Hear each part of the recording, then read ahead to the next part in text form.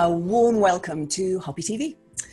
I'm Hoppi Wimbush, a founding member of the Lammas Eco Village and a co-founder of the Lammas Earth Centre. And this series of interviews, basically I bring together the most amazing and delicious souls that are at work on our planet at this time.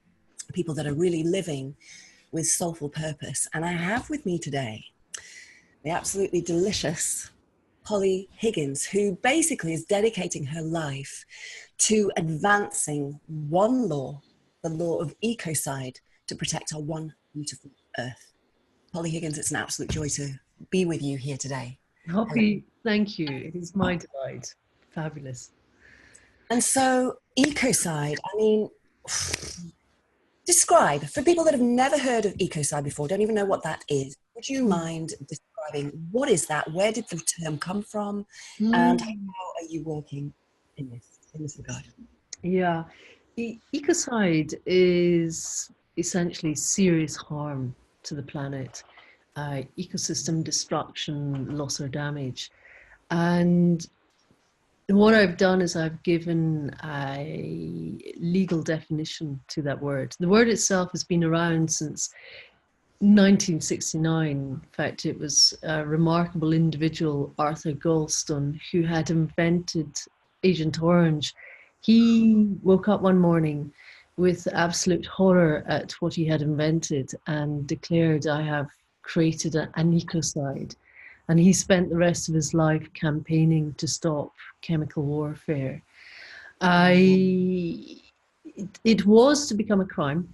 Back in the 1980s, when the Rome Statute, which is possibly the most important international criminal legal document we have, it was being drafted to codify existing international crime that had arisen out of the Nuremberg trials. There was war crimes, crimes against humanity, crimes of aggression. But also it was to include ecocide as an atrocity, what are known as atrocity crimes, a fifth atrocity crime. And unbeknownst to me, when I proposed it into the United Nations back in 2010, it was removed, despite the fact that virtually all countries had signed off on it. It was removed really at the 11th hour as a result of 4 countries lobbying against it. So when I proposed it in 2010, I didn't know it had this kind of back history, and that now more than ever it has so much relevance. And indeed, especially within the context of climate breakdown, how it's preventable. We don't have to be looking at an apocalypse. All of this is preventable, and what I'm doing is I'm providing the legal structure within which to ensure that it is prevented and to actually criminalize it as an international crime at the International Criminal Court. That is my work, my life's purpose, if you will. And so, I mean, what an extraordinary purpose, because that's working at a very, very high level in government, really. You're working right at the level of policy making. And I mean, this may be politically, I think it's a fair thing to say, that our political system at the moment seems to be, dare I say, in bed with a lot of corporations. I can't imagine that you're a very popular woman at the moment. So I'm curious, nevertheless, your hand is on your heart because you're here for the flourishing of all of life, for the protection of life. Absolutely, yes, that's right. And so how do you hold your center? How do you hold your ground, really, when you're moving in circles where this that you're supporting isn't very popular? Like, how do you do that? I think this is always a challenge when you're speaking truth to power. Yes. But, truth always comes through. It's just a matter of when, not if. And I look back into the annals of time to others who have spoken truth to power and who have been great advocates for peace, because this is ultimately about being at peace rather than being at war with nature and with our earth. And I look to other great people throughout history to kind of see how they managed to hold strong in great times of adversity, because it is a challenge. How do you stand true to yourself, to your beliefs, to your own understanding of what you see is, you know, a kind of higher wisdom, if you will, without it seeing as some form of imposing another dictate on people. And indeed, I had a time of anguish when I was actually drafting up ecocide as an international crime, the drafting itself, way back in 2010, where I'd be pacing my bedroom saying, do we really need another crime? Is that really going to make any difference? And what I realized was actually our existing legal system, national and international, is completely out of kilter. And it's predominantly based on property and ownership, superseding trusteeship and guardianship principles. And with ecocide being missing as an international crime, then property and ownership principles, I own, takes precedence over and above we owe a duty of care. So my starting point, which had been a few years earlier to 2010, had been, how do we create a legal duty of care for our earth?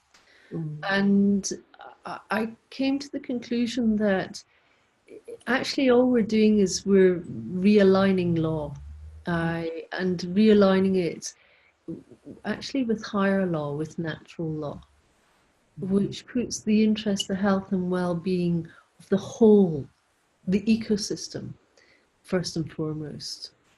And to do that, it's based on a fundamental principle of first do no harm, which is really the guiding principle behind ecocide as an international crime. So it's realigning existing law to actually flip that paradigm. Instead of it being property and ownership dominated, to be trusteeship, guardianship, determinative. Yeah. God, it's such an interesting thing, isn't it? I mean, the whole concept of ownership. I can remember as a child, I used to ask, you know, people say they own land or they own, you know, a house on a land. Like, to what depth does that go? Sorry about that. That's okay. To what depth, you know? And actually, I was working with an aristocratic family a little while ago, and there is actually a depth of ownership to the mineral deposits within the earth, which I found utterly preposterous in all truth. Because at the end of the day, it's still only a concept that's been paperized and signed off and believed to be a truth. Yes, exactly. And it's lawyers who made that up. So there is a problem here. What is very interesting, and I think you'll get this, Hoppy, is that the true origins of the word lawyer, actually what it means is to be the healer of the community's woes. Wow. So how has that got lost to that extent? Precisely. So this whole concept of the duty to protect, the duty of care, the responsibility to protect is something, I mean, we have it enshrined in our existing international criminal law, the responsibility to protect against genocide, war crimes, crimes against humanity, crimes of aggression. But we haven't got this duty of care applied to the earth yet. Which I think would be the first port of call, because this is our home, you know? It's like, really, if you don't have a home to live on, well, there's nowhere to go. So it seems to be, it's a very missing law. Yes. Massively missing. Exactly. So how did you come to resurrect this 8 years ago and start to formulate this and start to draft this 8 years ago? What was the inspiration for you? How did you get led to that point? Yeah, well, in a way, it's a kind of step process. I had what I now understand to be a critical choice point moment in my life. And apparently we have maybe 6 or 7 of those in our lives. And if we hear it and respond to it, our lives can change in very dramatic and beneficial ways, and it helps take us onto our greater purpose.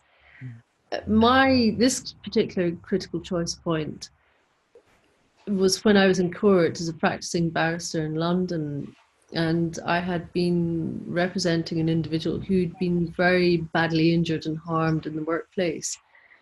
This was a 3-year long case, and it was Judgment Day in the Court of Appeal in the Royal Courts of Justice in London. And I found myself looking out of the window. We were in the highest courtroom in the building, looking out right across Lincoln's Inn Fields and the houses behind, the buildings behind. And in my mind's eye, I was kind of metaphorically flying across the world, the Amazon, and I could see the vast tracts of damage and destruction across the world, and thinking, the earth is in need of a good lawyer. Wow. And it was a moment that really changed my life, because I came out of that courtroom. I had actually won my case in part. I'd made case law that day, and I remember walking back down to my chambers thinking about this whole idea that, what about the earth, representing the earth in court? Who's doing this? Wow. And it distilled into a question: how do we create a legal duty of care? Something has to be done about this. And I arrived in my chambers, and my clerks were over the moon that I'd been so successful in this case, and that this really set a precedent, and I could now really go into the big league, and now I was going to make lots of money with really big cases. I'd be in high demand, and I said, yeah, I'm going to take a year out. I've just had a moment. And of course he thought I was crazy. And yeah, I was still on my year out. 8 years later. Yeah. Amazing. How amazing to hear that call. Yeah. That call. And how fleeting it can be, like you say, it can be a fleeting, just a moment of inspiration, inspiration, like insight. Exactly. Intuition inside. Yeah. And to listen to that call, extraordinary. No. So rolling the cameras back then in your life to when you were a child, I'm curious, like, what were you like as a child? Because to become a barrister, I mean, that's very, very rigorous, very specific training. So what was your family life like? Are you happy to share about your childhood, about love of nature? How were you as a child? I was a right rebel. No shit, Sherlock. I think I was just one major headache from my father, who, I was sneaking out of the bedroom window to go out late at night with my friends. I was smoking, I was drinking, I better not say what I was taking. I was really, I did not want to conform to a set of rules, and my father was quite set on what a young girl shouldn't do. And I had a Catholic upbringing, and I remember as soon as I'd always insist on sitting upstairs in the church, so that as soon as church started, I'd be straight out the door. And I was angry at the injustice of the world. I don't know. I just had there was fire in my belly in a way that especially when I saw huge injustice playing out.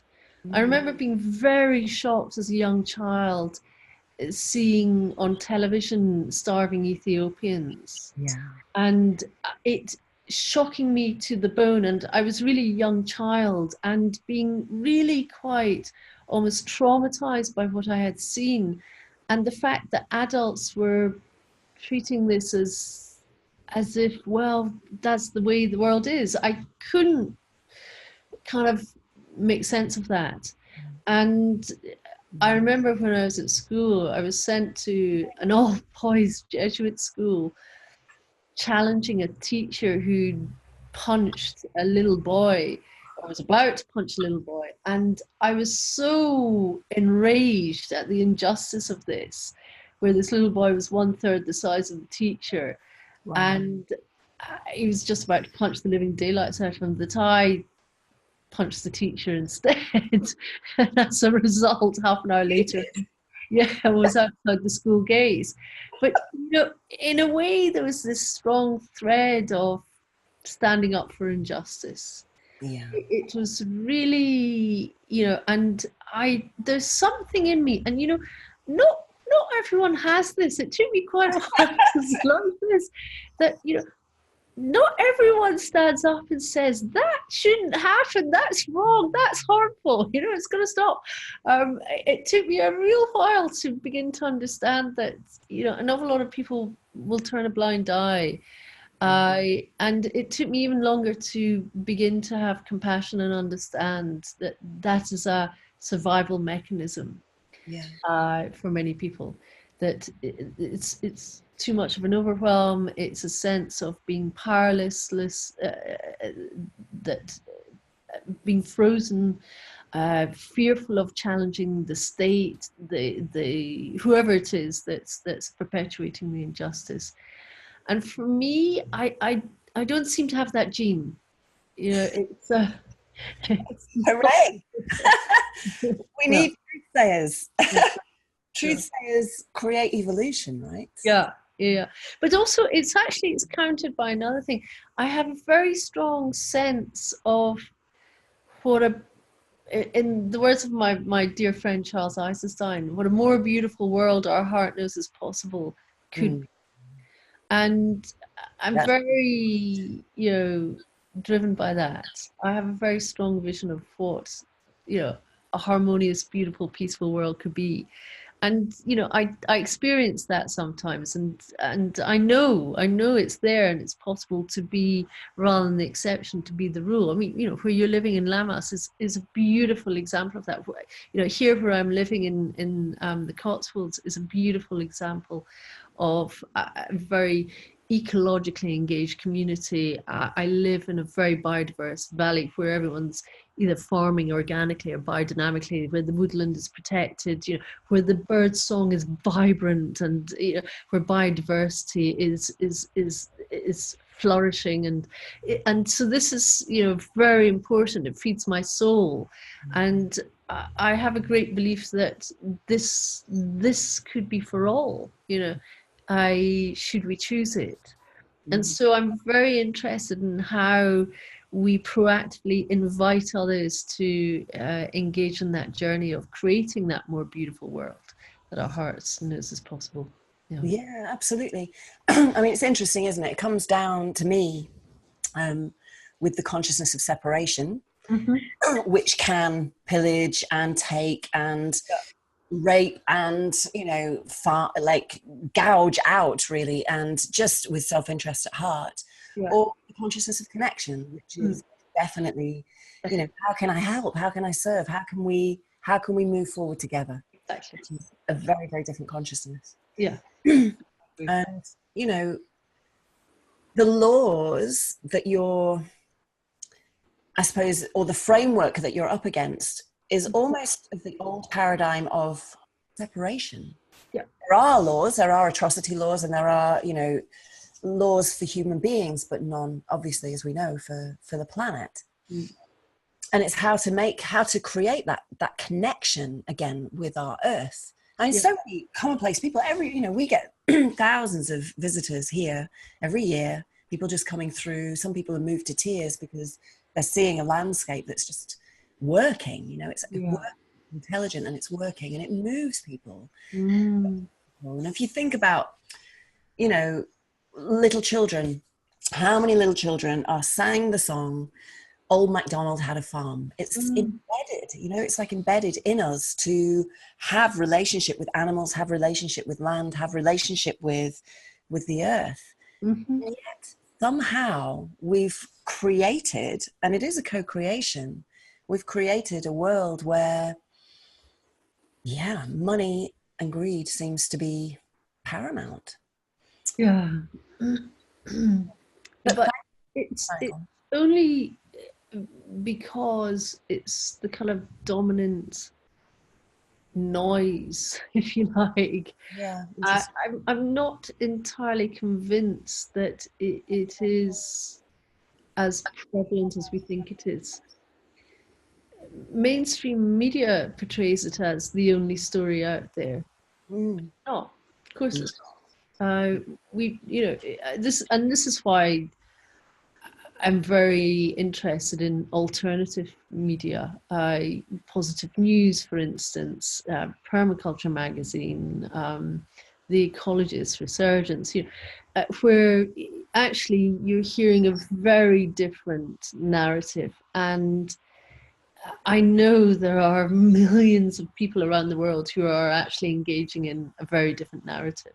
Absolutely. Yeah. The kind of the wealthy Western mainstream media narrative is just the noisiest and has a kind of corporate capture on what comes through on television and newspapers on the whole, not entirely, but on the whole. But it's not the only story. It's not the only way of engaging with the world. And I for one, very practically choose not to read mainstream media or watch mainstream media. I don't have a television. I don't have a radio. I don't read mainstream news. It's just this noise. It's grey noise as far as I'm concerned. I agree completely. I've not had a TV for about 30 years. I'm just not interested. But what I notice, so with, certain childhood friends and certain family members, when I go into that environment, it's almost like there's a deadening of creativity. Absolutely. Because of the noise, it's like the thinking is done for you and the creation is done for you. Yeah. So, my husband quite often jokes about the zombie apocalypse, and I'm like, well, it's already here. It's already happening. And it's called, screen technology, whether it's iPhones or, social media or mainstream TV in the West. It's such a seductive patterning. And thankfully, thanks to computers, actually, there's a huge shifting happening and massive connections happening and choice. And, that power of choice comes back to, again, the choice that you made in that courtroom when you had that vision and you heard the call and you heard the question, the inquiry, confronting the earth. And right there, there's a new creation. There's a new potential. There's a new trajectory possible. Exactly right. And your free choice, you chose to follow it. Thank you. Thank you. The job's not over yet. I'm only just beginning. And nevertheless, you're here, you're doing it, you're showing up. Yeah.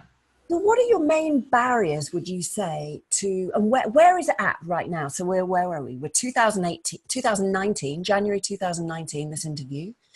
And where are you at with the movement of this law at this moment, right at this moment? Yeah. Well, it's very exciting. In December in The Hague, we launched what's known as an independent preliminary examination into climate crime at the Assembly, which is the annual meeting for the International Criminal Court. Every year, I take a team of lawyers and experts, former judges, and delegates from small island developing states to make representations around ecocide crime and to engage other countries on it and other individuals. It's the progressive end of law. It's where law is moving towards. So we launched this case file on climate crime, and in particular, we're basically building the legal argument to establish whether or not ecocide can be a climate crime, and whether or not it should be a standalone climate crime or whether or not it can come under crimes against humanity. Now that sounds all very dry, you know, is it crimes against humanity or is it its own standalone crime? But what it does mean is that we're examining an existing body of evidence, and that body of evidence has been put together by other lawyers, the Center for International Environmental Law in America, where a huge body of research, they brought out a report last year called Smoke and Fumes. And what it identified was that the fossil fuel industry knew from way back in the 80s and actually far earlier, but definitely in the 80s. And in fact, their own climate scientists were advising them that to continue with fossil fuel extraction would facilitate climate breakdown. Wow. Wow. This has been known. This has been known for over 30 years. Goodness.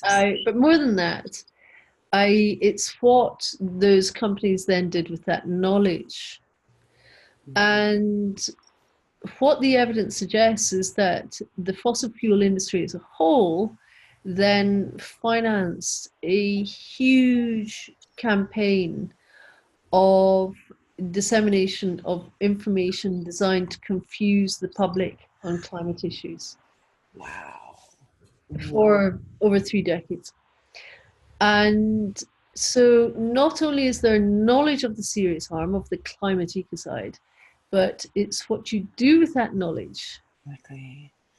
And that failure, that responsibility, that failure to protect, and instead indeed cause confusion to enable a dangerous industrial activity to continue to make ever increasingly large profits at the expense of not just humanity but the earth. So the consequences, as we now know, are enormous, and that is made very clear with the recent IPCC report that came out in October last year, the 1.5 degree report, which has been approved by all governments, by the way, including America, although Trump wants to back out of it. But it has already been approved by America. And that report tells us that we have to reduce our carbon emissions by at least 2/3 within 12 years if we were to get it down from 4 degrees increase to 1.5. Now, there's another report, the Carbon Measures Report, a huge body of evidence from the Climate Accountability Institute that came out first in 2014 and then an update in 2017. And that tells us that the top 100 companies that cause the greatest amount of carbon emissions contribute to, it gives various figures, but largely around 70%, 71% of our carbon emissions. 100 companies cause 70% of our carbon emissions. Wow. And the IPCC report is saying that we have to reduce 70% of our emissions if we're to get down to 1.5. So the correlation is there. Where do you start? Well, those 100 companies have to stop. Absolutely. And those companies, they're known collectively as the carbon majors, are predominantly fossil fuel. Of course. So we've taken one of the primary carbon major companies, and of course, because we're looking at an atrocity crime, because the consequences of them not stopping are so enormous that we're looking at the deaths of millions. We're looking at the forcible transfer through climate refugees of millions, hundreds of millions of people. And once we get over 4 degrees, which we are currently on a trajectory, then it escalates out of control. So we're left with a position that, knowing that actually this is preventable if those industries are stopped. Exactly. And that requires recognizing these activities as an atrocity crime. Whether or not it's a crime against humanity or whether or not it requires a brand new standalone crime of climate crime to stand independently, we shall see. But anyway, we've launched the case file. We've identified our key suspects. That is the head of Shell, Netherlands, Marianne van Loon, head of Shell International, Ben van Beurden. And also we've identified the climate minister in the Netherlands as well as another key suspect. We're looking at the political failure of their responsibility to protect as well. I'm so surprised it's the Netherlands. I'm so surprised because it's such a green country, you know, it appears to be so conscious. And yet this is where this carbon major is located. Goodness me. Yeah. So so what I'm understanding is that you've identified the 100 companies, you've identified that there was conscious knowledge of the impact of their trajectory, and then they continued with that knowledge and then hid that knowledge, distorted the knowledge, confused the knowledge, so that they could get away with making billions of pounds. Yes. But that case is clear. That's absolutely clear. It's absolutely clear that 100 need to be stopped now. We need to roll that back immediately. We can recover. We have 12 years window. We're on a trajectory to rise to 4 degrees, global rise in temperature. When we get to 4 degrees, if we get to 4 degrees, I'm not going to create that. If we get to 4 degrees, then we're going to runaway climate change. That's where we've got to arrest. So how close? Like, where are you in terms of establishing this law? Like, is there a law actually in place, or has it yet to be in place? Are you able to take them to court under this law? I'm trying. This is why we've actually an emergent, huge emergency, and here you are, so deliciously serene and calm. I can feel rage coming through me. I've got so much going on inside. You've no idea. Like, absolute desperate sorrow and horror, and I understand that. No. Yeah, I know it. Well, here's the thing. What's often not realized is that every country in the world can pass emergency legislation overnight. Wow, that's encouraging.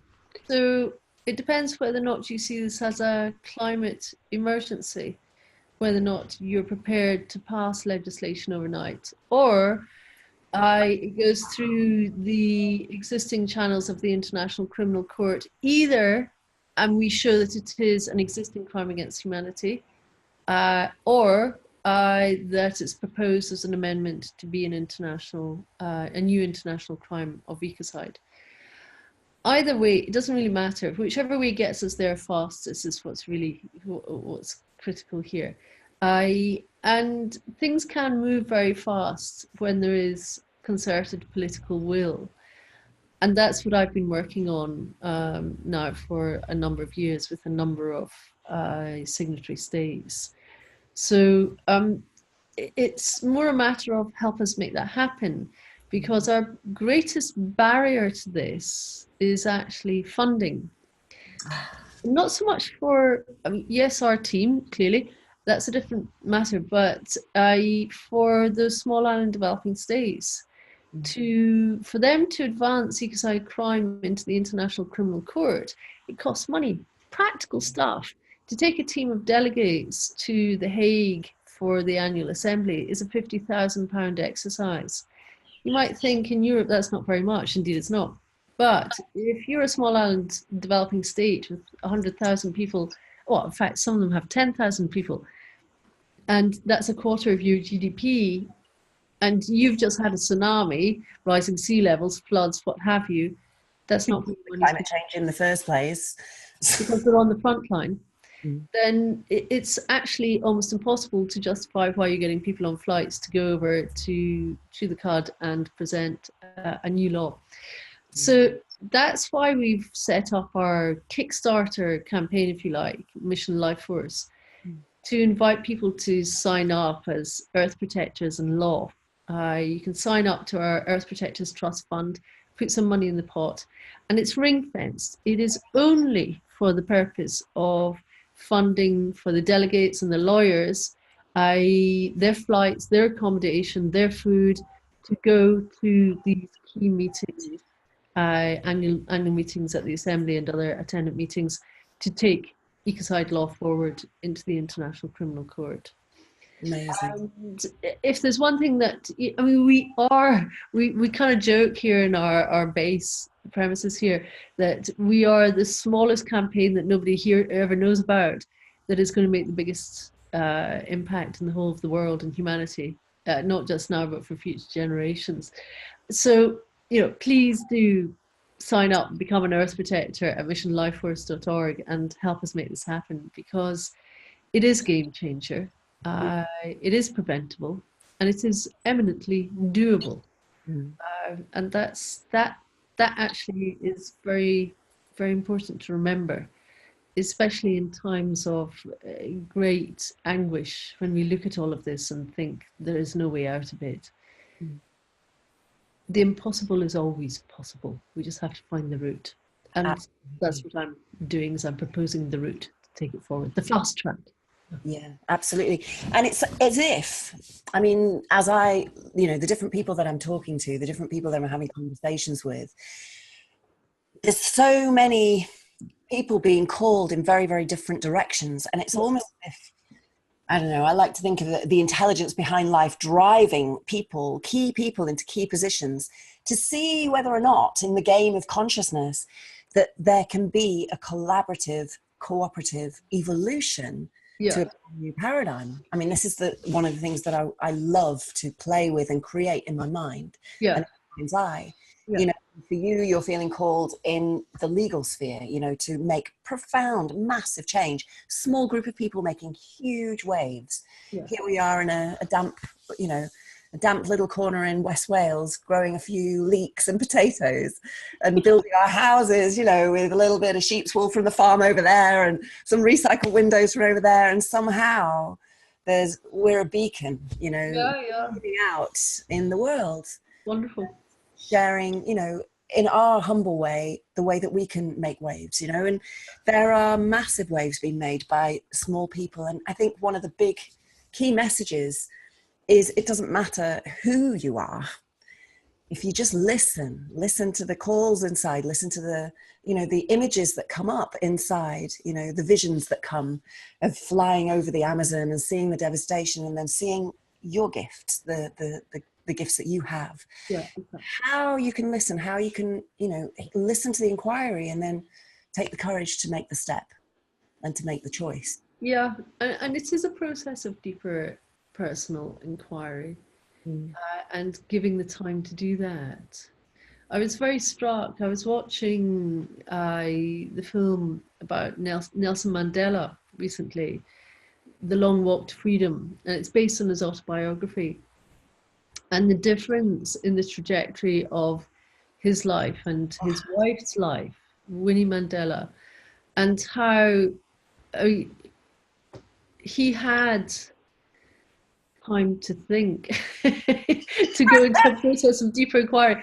I mean, I say that, it's not to denigrate the fact that he went through hell and back in prison, and he clearly did, but he chose to forgive. He chose to, instead of it eating him up, becoming a bitter and angry old man, he actively chose to face his demons on that. And I remember reading years ago a very telling comment that he realized when he was granted his freedom that he had to forgive everyone who had been involved in his incarceration before he even left the prison, because otherwise he would remain shackled. And that's a huge insight that he had, without the ability to turn around and have a chat with his mates about it in a kind of very gentle, easy context. I mean, we can go off and do retreats at Fintorn, for goodness sake, on this. He didn't have that. He didn't have it. He was stuck in a cell being, abused by the prison system. And it's very telling how he chose. There must have been, it didn't examine this in the film, and I was thinking I want to look deeper. There must have been a critical choice point moment. And clearly when he was just about to be freed, that was a critical choice point moment. it's actually stepping into complete forgiveness for all those who were involved in his incarceration. But there must have been a point far earlier when he was he was in prison for 27 years or something, that he got to a point of letting go of the anger, the bitterness, the resentment, the rage, the hatred of a thoroughly corrupt, absolutely undefensible system that he had been, he was being punished by. So it was, yeah, I'm a great advocate for, self-reflection. I'm a great advocate for it. Whether or not I do it enough is another thing. But, I mean, my hat goes off to that man, because talk about being tested to the extremities. But what it's a polarity of a life. I mean, yeah, the polarity of a life. I know, absolutely amazing. But also how easy it is to remain angry.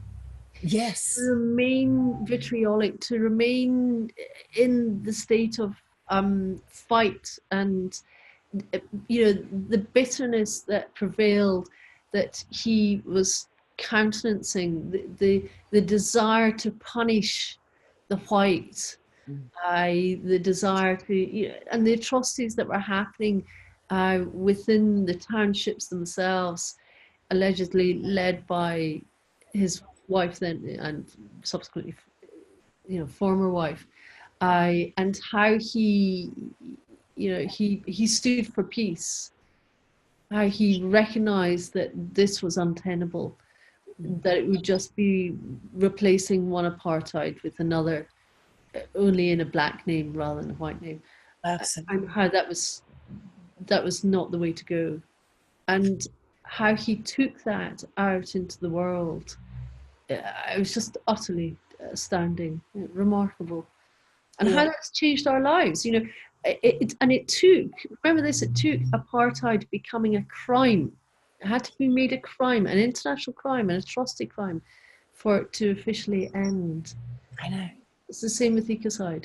We have to get to a point where actually we enshrine that intent, and we draw a line and we say, enough, no more. This is now a crime, a recognised atrocity crime of the worst kind in the world. Enough, no more. We shan't go there. Absolutely. I've got this image of Gandalf. Yeah. You shall not pass, just there's the line. There's the line. Exactly. For life. This is for life. This is to protect life. Your life, my life, all of life. Exactly. All of life. And to do anything less is to remain complicit in a system of harm. Yeah. Absolutely. So, absolutely. Yeah. So if you had a message for the listeners who are tuned into this conversation now, everyday common people, so already we know that we can support financially, we can give to Mission Possible. Mission Possible Life Force. Say again? Mission Life Force. I beg your pardon. Mission Life Force. I'm so sorry. missionlifeforce.org. So immediately to raise funding to literally turn this Titanic round by holding those to account that are actively acting out crimes against the planet, crimes against life. Yeah. So even if it's just a $5, that helps massively. Do not underestimate the power of giving. If every single person just in the UK gave a $5, can you imagine? I know. Imagine the funding that would be available. That's one way that people can help. Is there any other way? What other message would you give to people? We're on the brink of potential absolute devastating crisis, or the potential for a massive turnaround. What would your message be? Well, what I'm offering is really a key turner, taking Ecocide Law forward. But of course, I can't do that alone. And yes, I have a whole raft of progressive lawyers and judges and individuals who actually give their time for free to help take this forward. But really what we're needing is for individuals to take forward what we're doing out into the wider community, And to that end, we're putting together a couple of short films so that people can show these little shorts and actually present on Mission Life Force and what we're doing, and take it out to others so that they can then sign up, they can help fund this, they can help be part of this wider Earth community, if you like, of individuals who are coming together on trust and deep care for the Earth to enable us to put in place that one law to protect the Earth. And that's really about building our community of Earth protectors, if you will, under the Earth Protectors Trust Fund. In essence, we're doing something that hasn't really been done in this arena. We're crowdfunding the law that we want to protect the Earth. And that's really critical here, because that really is about, you know, a wider interconnectedness of deep care, of understanding. Law since the mid-1950s has largely been dominated by the wealthiest organization pushing forward and lobbying what it is that they want put in place. Hence, we have a legal system that's very out of kilter, that's very much property and ownership dominated. But actually, if all these people around the world who care about the Earth came together and said, look, you know what, yeah, I'm going to put 5, 10, 25, 100, 500 into the pot, we could have the makings of actually being able to seriously resource these countries, these small island developing states that are really on the front line of climate change, climate collapse and disaster, to enable them to take this forward into the International Criminal Court, because that's what it requires. I can't, as a lawyer, do that. It has to come from heads of state. And that's something that's eminently doable. You know, we know how crowdfunding works now. We know that actually we can change the rules of the game if we so wish. And we can be participants in co-creating that better world, that more beautiful world that our hearts know is possible. Well, I'm certainly in, I can tell you that right now. Thank you. So if we can get details of how to approach, how do we get hold of the film? If somebody wants to put this film on, because this is something I feel moved to do, I'd love to put the film on in my local community. I'd absolutely be honoured.